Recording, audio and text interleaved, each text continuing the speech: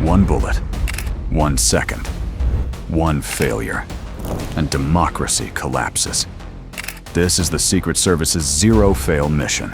Succeed, and history forgets them.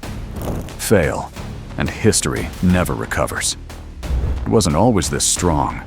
When John F. Kennedy was killed in 1963, only 350 agents existed.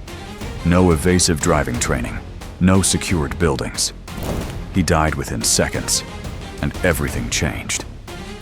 Today, layers of specialized units operate simultaneously. Close bodyguards, counter-assault teams, long-range snipers, undercover crowd agents, and K-9 units.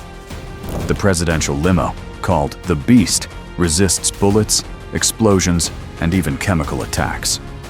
Otherwise, Reagan's 1981 shooting proved the system works, but barely. After 9/11, the Secret Service was integrated into Homeland Security, becoming a full counterterrorism force. Still, recent Trump assassination attempts remind us the protection is extraordinary, but never perfect. History has almost changed more times than anyone knows.